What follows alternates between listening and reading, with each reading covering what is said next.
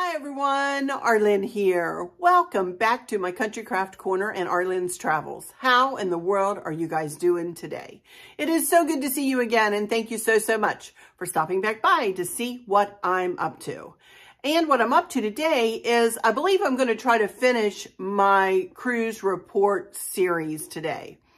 I have quite a busy week coming up in front of me, and I am only going to be doing one more video for those of you on my Country Craft Corner this week.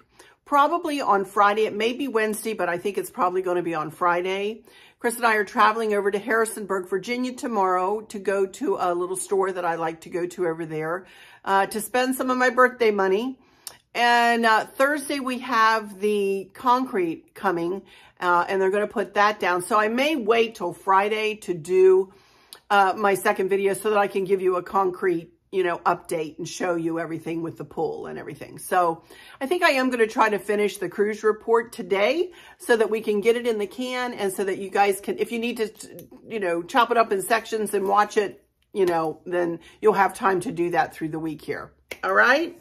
Okay. So moving ahead in our itinerary here, we ended the last video when we were in Endicott Arm and seeing Dawes Glacier, which was absolutely beautiful. So next on the itinerary was Ketchikan.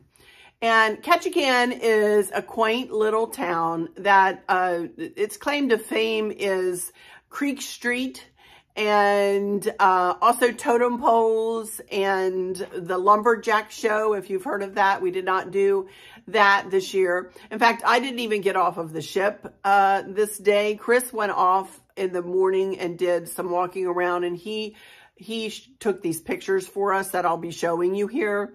But I didn't have any shopping to do. I had seen Ketchikan many times in the past, so I honestly just did not have a real big desire to get off the ship. I do want to tell you really quickly about one excursion that I highly recommend out of Ketchikan. And if you guys are fans of The Deadliest Catch, the Aleutian Ballad, which was the boat that was hit by a rogue wave in their second season, has been reconfigured and refit to become a tour boat, and they take you out and they show you how they put their pots in for crabs, and they tell their stories and about how it is as a crab fisherman on the Bering Sea and how dangerous it really is, one of the most dangerous jobs in the world. But then they take you into a cove by Annette Island, I believe it is, where the indigenous folks still live and have given the Aleutian Ballad permission to come into this cove. And in this cove are where a lot of eagles nest. And they throw out little sardines for them, which does not hurt their diet. I had one person ask me one time if it hurts them or if it keeps them away from the salmon. And I was just like, no. They're big, hardy birds. If they want to go where there's a salmon run, they're certainly going to go get a piece of salmon before they're going to, get a piece of a sardine. But anyway, they throw the sardines out, and these eagles come swooping down and in and around, and it is amazing to see these beautiful birds just go after this fish, and they go down and they grab them with their talons and come right back up and soar around. It's stunning. It's a stunning display. So for many reasons, I highly recommend the Bering Sea Crab Fisherman's Tour in Ketchikan. And you can either, for Princess Cruisers, you can either book it out of your cruise personalizer. If you go into princess.com and then you go into your upcoming cruise, then you go under excursions, you can find it there. Under the excursions tab, you can find it there. Or you can book directly with the Bering Sea Crab Fisherman's Tour, which, I have done it both ways, to be honest. Trust me, there's going to be somebody, if you book independently, there's going to be somebody on that boat that is with your Princess Cruise. So, they're going to, and they always get back to port on time. They don't go that far out afield, and the waters are very, very calm in Ketchikan. It's right in the inside passage. It rains a lot in Ketchikan, I will say that. There's a lot of shopping right there at the port. You can walk right around, all around Ketchikan. It's a very easy walk. or if you have a scooter, very easy to scooter around the entire town. You can go back to Creek Street. They have a nice boardwalk there. Some people see salmon running in there. Some people see seals in there. They have a waterway right by Creek Street and where it runs. It's a quaint little place, very colorful little town, very colorful, reds and blues and greens, houses, and one right next to the other. And it's quirky and it's quaint and it's beautiful, and it is Alaska for sure. So we had a lovely day in Ketchikan for sure. So, you know, as I'm showing you these pictures as we go through. Then, let me see. Oh, I can't remember how long we were in port that day. It wasn't probably very long. Ketchikan is usually a pretty short day because there's a long steam ahead. So the next day we were at sea, and we just had, you know, a lovely day at sea. No, nothing major happened that day. We just did whatever we did on board that day. And most of the time we were just resting by this point because it'd been a pretty busy cruise up until now. So, had a lovely dinner in the main dining room for sure. Izagani doing more of his tricks, and it was, actually a formal night. And here's what I chose to wear for my formal wear, which was a very blingy, kind of like a shrug, if you will, with a black top underneath and black slacks, and very, very blingy. And yes, I did. I wore a headband in my hair and just some blingier jewelry. And here are the four of us at dinner in the main dining room that night. You know, and that night they had escargot, which I don't eat. Barbara tried it. She didn't mind it too much, but I don't know that she's going to have it again, you know. But we had a lovely dinner in the main dining room that night. And Barb and I went, and they had their rings on sale. I didn't put my rings on today, but I do have a picture of what I bought here. It's usually they sell their rings for $39.99, I think. And they have beautiful, beautiful rings. They're not real diamonds or anything, real gemstones, but they're super shiny, and they really don't lose their luster after you purchase them. So I did buy a couple of rings that night. And while I'm talking about jewelry, remember I told you that we missed Icy Strait? Well, Princess gave us a refund of so much money per person. And I don't remember what the money covered, but we got it in onboard cash, refundable onboard cash. But we decided, Chris and I went into one of the shops, Facets, I believe, and that's where they sell Brighton. Well, I am a big fan of Brighton jewelry, and Chris actually picked this pretty necklace out and purchased this necklace for me and earrings to match. Let me turn them around, and earrings to match. And you can actually turn the necklace around and wear it either way. So it is a pretty little necklace. And then later in the cruise, the next week, Barb was there with us when we bought it, and I didn't want to spend the money on the bracelet too.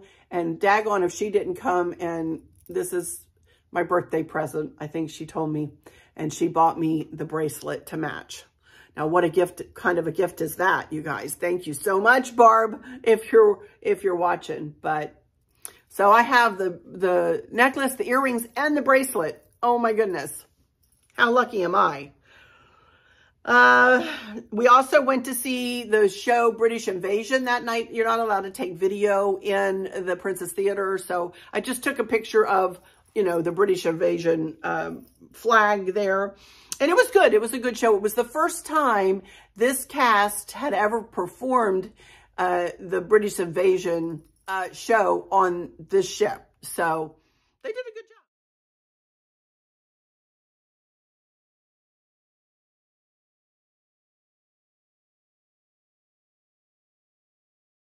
That was that sea day. So then the next day we steamed into Victoria, British Columbia. Well, Victoria, as you all know, and as I've said several times, we've been to there several times. One of the claims to fame is Butcher Gardens, which is just stunning. We did not go there this time. We have been there before, but that is one thing that a major thing that you can do there.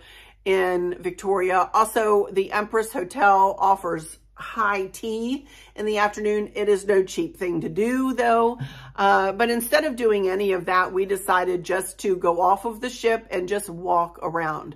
Barb wanted to walk over to the Empress Hotel, and so we did. Dawn and I scootered. We scootered right over and saw beautiful flowers. Oh my goodness. I think that was the highlight for me that day, with all of these beautiful flowers in flower beds and hanging pots that were hanging on light posts, and it was beautiful. We really enjoyed our time off the ship this day. It was just stunning. The temperatures were lovely. They were in the 70s, and we just had a big time just, you know, just tootling down the street. You know, we saw a fellow playing his bagpipes. I never stopped and asked him what his story was. We had ice cream, which is like my favorite thing in the whole wide world.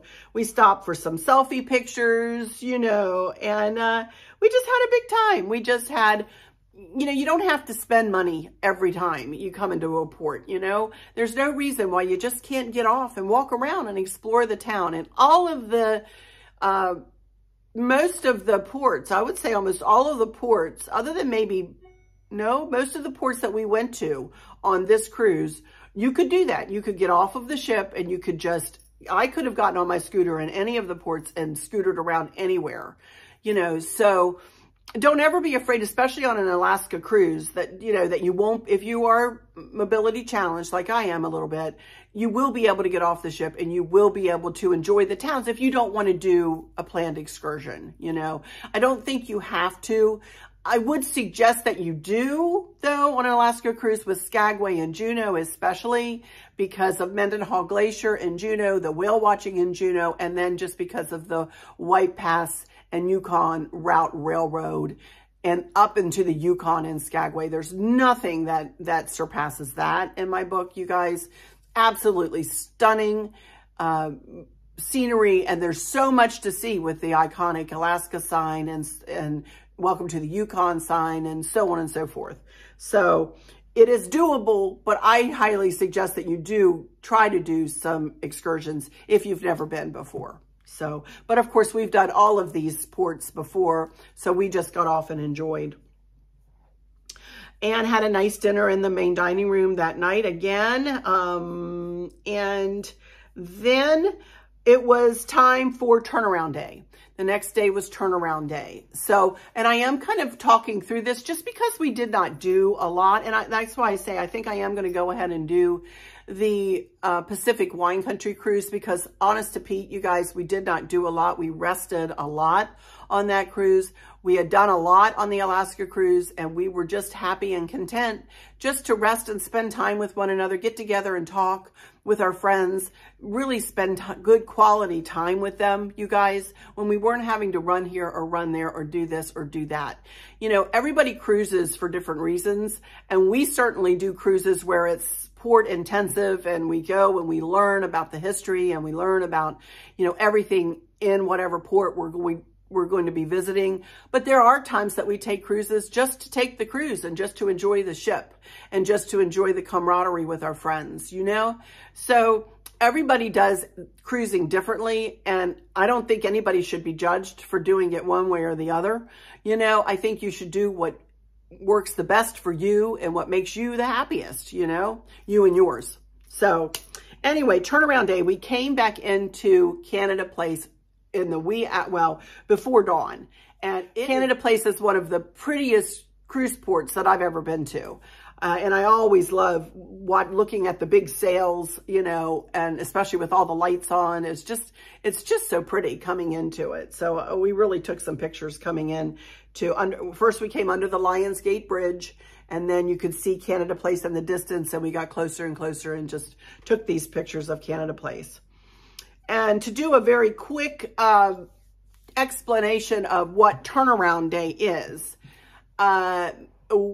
myself and Chris and Barb and Dawn all had reserved the next cruise too, the Pacific Wine Country Cruise. So this was our, what we call turnaround day. For everybody who just did the Alaska cruise, this was their disembarkation day.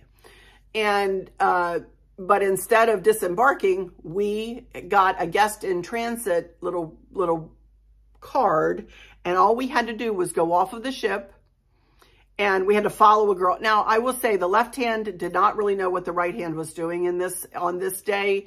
I think they might have had a new crew member doing this, and she did not have a lot of experience working with the guests in transit. We were kind of telling her what to do, you know, because a lot of us had been guests in transit before. She seemed like a lost little lamb.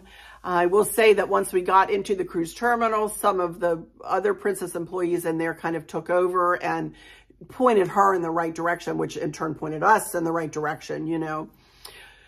So we literally went off of the ship, which was very easy to do. Dawn and I scootered, you know, and it was very easy to go off of the ship. And then we just followed her really literally around Canada Place and back around to where we had to go into Border Patrol again, show our passports again. And that was literally it, you guys. We showed our passports again and went back through security and back down to wait until the ship was turned around. We didn't have to be off of the ship until a certain time. I don't rightly remember.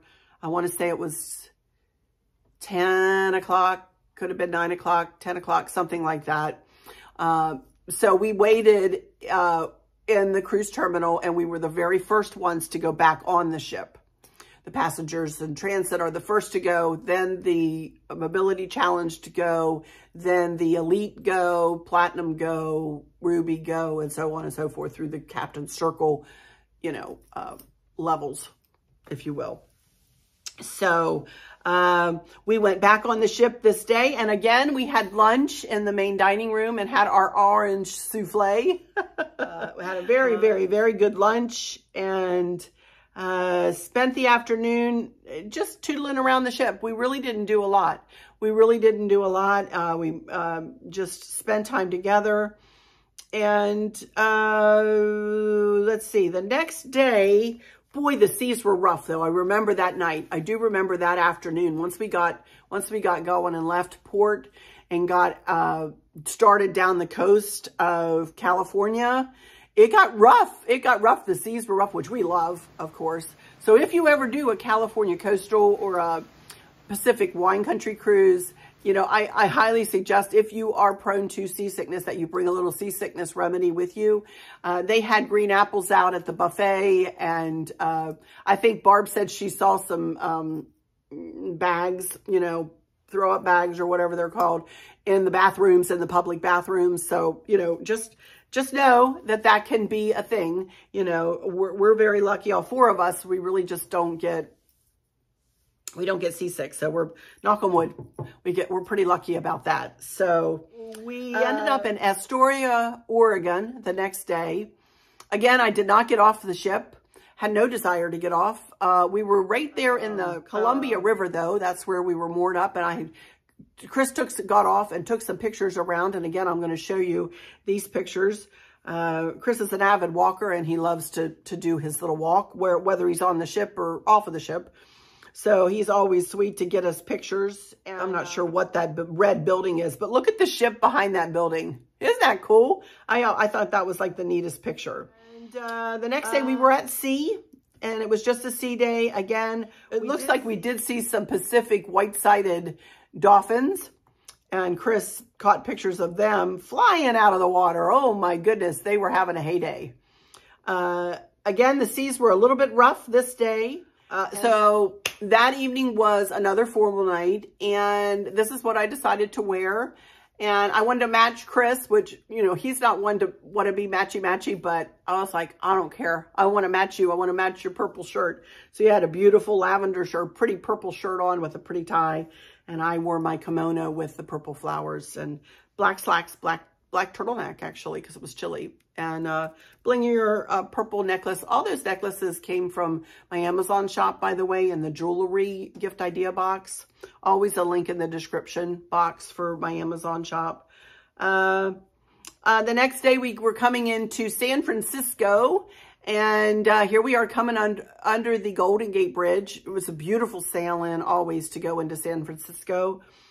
And we did get off of the ship. Very easy to get off especially in San Francisco, as we went walking around, and we went to Pier 39, which is where the sea lions are always out there honking at one another. So we saw them and walked through walked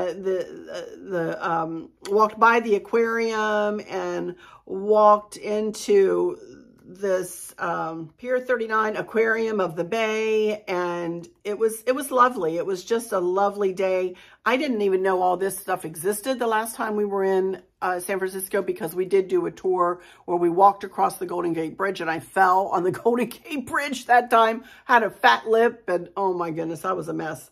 But you can go through this to get to the sea lions. You can buy donuts and ice cream, and you can shop in all of these little shops. They have a Christmas shop. They have a left-handed shop.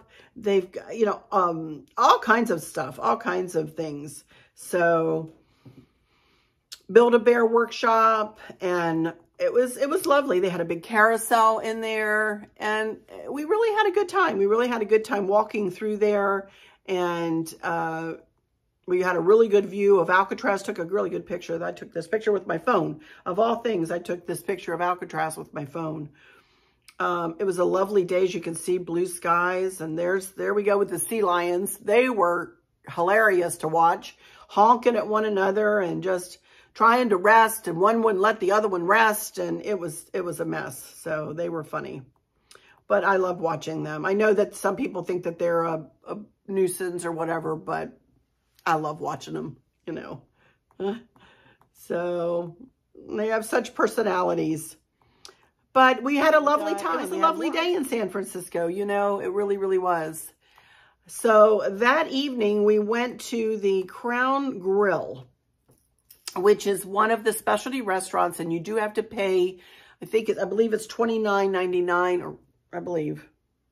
You know what? I don't even know. I think it's $29.99 extra to dine at the Crown Grill. And boy, howdy, it is worth it. It is worth every penny. The atmosphere is super pretty.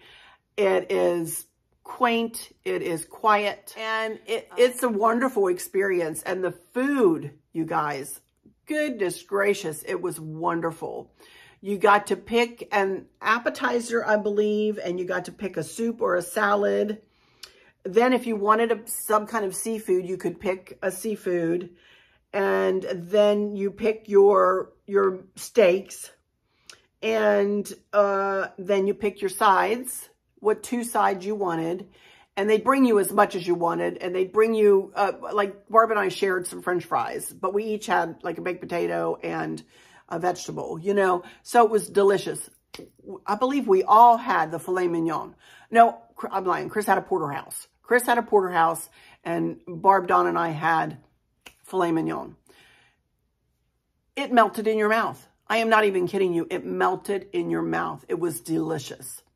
So highly recommend the Crown Grill, but they brought us a bread to begin with. And when you pulled the bread apart, there was cheese inside the bread. I have a picture here of Barb pulling the bread apart, and we're just like, are you kidding me? This looks delicious, you know? Then I had the French onion soup, and then I had a little garden salad and the filet mignon. So, and then I can't remember what I had for dessert, but it was really good. Anyway, sail away that night was super pretty. It was after dark, and we just pulled away, and you could see the cityscape. It was lovely. It was a lovely, lovely sail away. Chris and I were out on our balcony. I was wrapped up in a blanket because it was chilly. And it was lovely. It was a lovely, calm, very quiet, calm sail away. Other people were out on the balcony, and you could kind of hear them chattering among themselves. You know, it was a lovely atmosphere. Just a lovely atmosphere out there. So you can see Ghirardelli's chocolate. They have a big, I guess they make it there in San Francisco. And then again, under the Golden Gate Bridge. It was lovely. It was a lovely, lovely time. So then the next day was a sea day. So again, we didn't do a lot on our sea day. You know, again, as I said, this cruise was meant for us to rest, relax, rejuvenate, spend time with our friends, really enjoy them. We played cards every evening. You know, we just had a great time. We just had a great calm time with our buddies. And, you know, we don't get to see them. They did come here once, and we did spend time with them in California once, but we normally only get to see them on cruises, you know. So when we get to see them, we want to really, really hone our friendships. They're true, good, solid, loving friendships, all four of us. You know, and it's not often you find men that get along and women that get along and women that get along with the other men. You know what I mean? It's the dynamic between between the four of us is absolutely wonderful. So, okay. So then our last day in port, we were in San Diego. Well, I'd never been to San Diego before, so we did get off. We didn't have a planned excursion to do, but we did get off of the ship.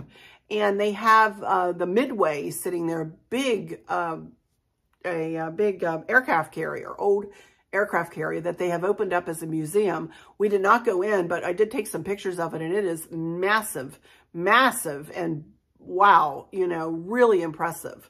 They had a lot of different planes sitting up on it, and a helicopter, I think, sitting up on it. So it was something else, you know, to see. And we just walked, you know, down and went and had more ice cream at a different place. They had a quaint little, like a little village there that you could walk around that had all kinds of little stores if we wanted to buy, you know, hats or T-shirts or another Christmas shop and that kind of thing. Very quaint little boardwalk kind of a place that you could just walk around, and we found a little ice cream place and sat and listened to a local guitar player singing, you know. So it was very, very, very nice. But the port of San Diego, oh my goodness gracious, it was busy, busy, busy. Sailboats and yachts. The yachts, you guys. My eyes were popping out of my head. I was like, are you kidding me? Look at these yachts. They were beautiful. They also had a pirate boat that looked to be, you know, an excursion that you could take. It looked like fun. Right before we were leaving port, a big party boat came by that had all like psychedelic lights going and the music playing, and everybody was bebopping and dancing. Fun times, I'm telling you. It looked like they were having a heyday, you know. So again, we went to dinner that evening, and after that we had one sea day left. And the only picture I took on that sea day is this of me. What I wore on that day. And the next day we disembarked, you guys, you know, to tell you quickly about disembarkation. We were all ready for the parade. Please,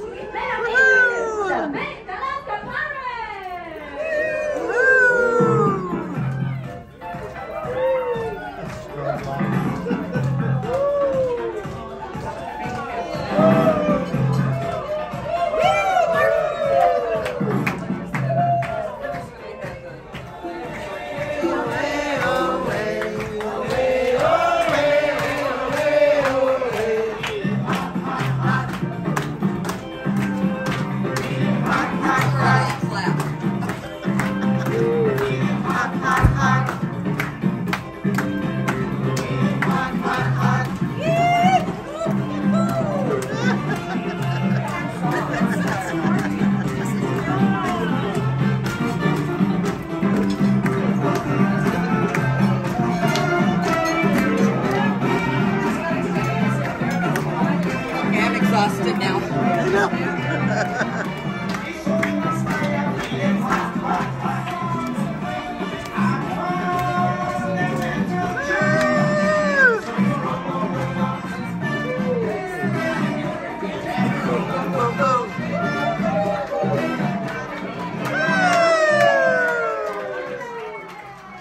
Only 600, which is a small amount, disembarked that day. So I've never seen such a small disembarkation.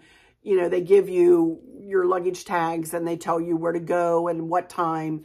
You have to be out of your stateroom by 8 o'clock, and then you go to one of their lounges and you wait to be called. We did a princess transfer from the ship, you know, from the San Pedro. We pulled into San Pedro cruise port, and they're in LA, and we went from there to LAX, which was a harrowing drive, I will say. It was very harrowing. And so that was seamless. The disembarkation from the ship was very seamless, very easily done.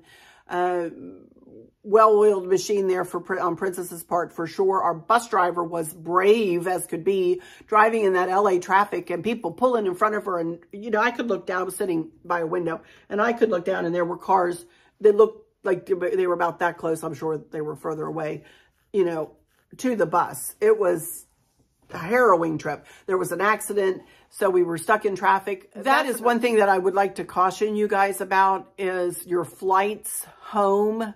When you are disembarking, especially at a busy port there in San Pedro and you have to get to LAX, build in a lot of time. You need to be at the airport 2 hours before your flight, and it can take you an hour, hour and a half to get there. The ship pulls in the port at whatever time it pulls in.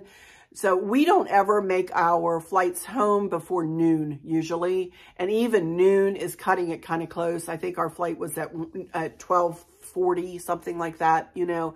And we did not have to wait very long once we got to LAX. So just to let you know about all that, I do want to tell you very quickly about an experience that we had again with the wheelchair assist. You know, I'm hoping that these folks get a little bit better with this wheelchair assist business. And again, I don't want to be downtrodden. I don't want to speak negatively about anything that happened on our trips. I don't like to speak in a negative fashion about anything in my life, honestly, you guys. I'm a very positive person. But I do want to be honest and straightforward with you guys about things that happen so that you can be aware and maybe you can, you know, do something to help it not happen to you. Although I'm not sure how we could have done that with this. So we got to LAX, as I said, no problem, got through. The lady at LAX was just superb that checked us in. I was able to ride my scooter through security. Anyway, we got through there, got to our gate, no problem at all with LAX. I have to say, LAX, and we've never had a problem in LAX. Once you get to the airport, traffic getting to the airport can be a little harrowing, but once you're there, it's good. So we got on our flight and flew from there to, guess where? Dallas-Fort Worth. Guess what? There was no wheelchair waiting for me when I got off at Dallas-Fort Worth. Now, there was going, but there wasn't coming back. And I'm like, oh, gracious. So we had to walk. I had to walk up the gerbil tube or whatever, up the hall or up the tunnel, whatever it is. And there were still no wheelchairs to be found anywhere. And we asked the lady who was standing there getting ready to check in the next people. We're like, we are wheelchair assist. Is there anywhere? And she said, he'll be here in a second. And I was like, okay. Here comes this guy zipping up, and I don't even know what this thing was called. He drove it from the back, and in front of him were like 2 bench seats. And Chris and I got on one side, and this poor family got on the other side. They were so lost. They did not have their tickets out. They did not know where their gate was. Thankfully, he had us on a list and had the one lady on a list, I will say. And so he had what gate we were going to there on his tablet. But we were going from Terminal D to Terminal A. Okay, Dallas-Fort Worth is massive, massive. And it's like a central hub, and you have like A, B, C, D. And we had to get all the way to A. Well, we got on this thing, and he put the seatbelt around us, thank goodness, because they were driving like crazy. And going through, they don't have a horn on it. So he's like, beep, beep, beep, beep, watch out, beep, beep, beep, beep. The whole time, the poor lady who was sitting kind of behind me, because it was like, you know, like the 2 bench seats were back to one another. She was so lost. She didn't know where she was going. The older gentleman was so worried they were going to miss their flight. He didn't know where they were going. He and the lady in the middle was just trying to keep the peace between everybody, you know, bless her heart. So then he stops. He says, okay, you need to stand up and we need to move to a different vehicle, much like the same one. So we lost this guy. We got another driver. They did that one more time. We were on 3 different vehicles. Finally, we got to Terminal A. I was like, are you kidding me? This is crazy. We got there. Finally, Chris found me a wheelchair. He went up to the lady and he said, this has been a harrowing experience getting from Terminal D to Terminal A. Do you have a wheelchair? And he said, I want to make sure that my wife is on wheelchair assist. And she said, she was very kind. Yes, sir, we do. We have her. Here you go. Here's a wheelchair. Here comes Chris with the wheelchair over. And I was first on the plane on the next flight, you know. So then we flew from there to Richmond. Richmond disembarked my scooter and had it at the gate. And we had gone to baggage with a wheelchair. We had found a wheelchair. Chris pushed me to back. It is like, what in the world? This should not be so difficult. So I'm not sure what we'll do the next time to remedy that situation. But I guess it's just something you have to endure, and you have to learn all the ins and outs of what might happen, you know. So I don't say this to scare you or to put fear into you at all, because it was all very doable. You know, you just have to be aware of your surroundings and aware that you might have to ask and be a little bit proactive for yourself, you guys. You know, just go knowing that you might have to really take an extra step or two in order to find that wheelchair, or in order to find that vehicle that's going to get you to your next gate. Also, too, it was a little frustrating that Dallas, or that American Airlines, or whoever, oh, I guess it was the airport, that put the gates so far apart, and a lot of us on that flight were saying they only had an hour.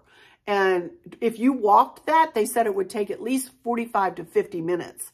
Thankfully, we were on one of their trams and got there faster. But, you know, I don't know if other people made it, you know. So, and we tried to when we first made our arrangements, we had a lot of time between flights, and American changed our flights. So, and we love American too. That's another thing. This was kind of the first time this ever happened. So I'll be honest, I think people are just still working through, you know, all the hiccups of the pandemic, if I'm honest. And I really think that they're just working out all the kinks. And I think if we're patient, I think that things will smooth out and be as they were before.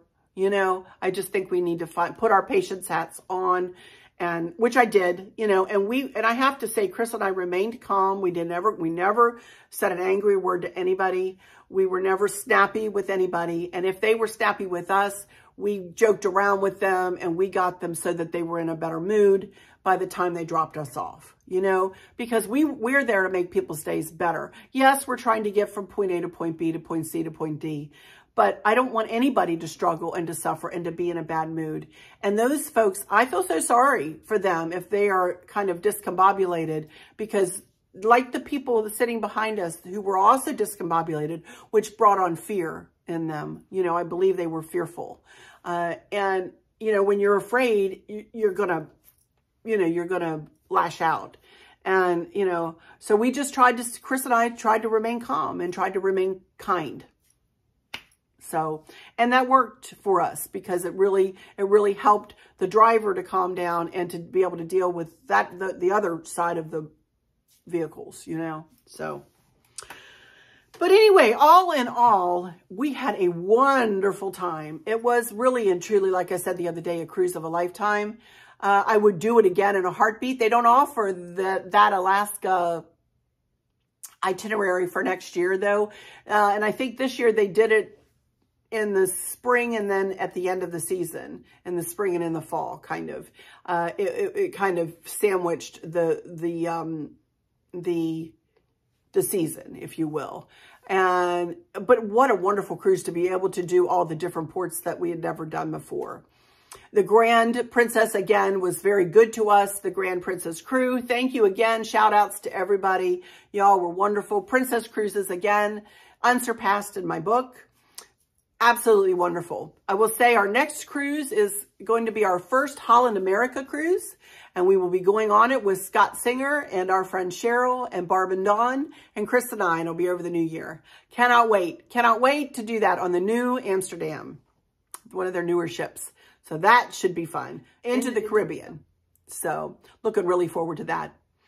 But anyway, I think that's it for this one, you guys. So I finished up my cruise report. And I know I talked fast going through this one, but I really didn't have, I was telling Chris when we were coming home, I said, I don't have a lot to tell them. And he said, yeah, we didn't do that much. We did a lot of sitting around talking, and he said playing cards and that kind of stuff, but we really didn't do a lot. So there wasn't a lot to tell you. But anyway, I hope you've enjoyed this series. I'm so happy to be back to cruising again, to traveling again. We waited so long to feel safe and to be able to go, and now we do feel safe, and it's so fun to be able to look forward to travel again. We love it, and I can't wait to do our next adventure. So those of you on my travel channel, stay tuned. We will have another cruise coming up in the next couple of months, and I'll bring you my cruise reports for that cruise too. For those of you on my Country Craft Corner, hang in there. I'll be back again this week with at least one more video, and I'm going to do a haul, and I am going to tell you about my plans for my Country Craft Corner channel. And then after that, I'll probably not do a video next week. We've got a crazy busy week. And then I'm going to start with fall deconstruction and Christmas decorating right after Halloween. So if you're in my travels channel, or if you're interested in any kind of decorating or crafting, come join me over there on Arlynn's Country Craft Corner. I would really love to have you join me over there. Please take a moment to subscribe if you would on either channel. I'm trying to grow them both. Hit that notification bell and hit the like, and then share with your friends and family. I'd love to invite you into my YouTube family. And it's free. It's free to do. With all of that said, I could ramble all day long. But with all of that said, I'm going to go into my final words and say thank y'all so much for stopping by here today. I really appreciate every single one of you. Thank you in advance for all of your comments, for all of your sweet words, for all of your support and your love. I love you right back. And I hope that those of you who might be struggling or suffering with a catastrophic illness or chronic pain, I hope that you have someone there with you, taking care of you, helping you get through each day, making the very, very best out of each day. I hope there's nothing weighing on your minds or your hearts, pulling your attention away from where you want it to be or from where it should be. I love y'all to bits, to bits, to bits. Hugs all around, and I keep you in my thoughts and my prayers every single day. And with all that said, I'll just say, until next time, y'all take good care. Bye-bye.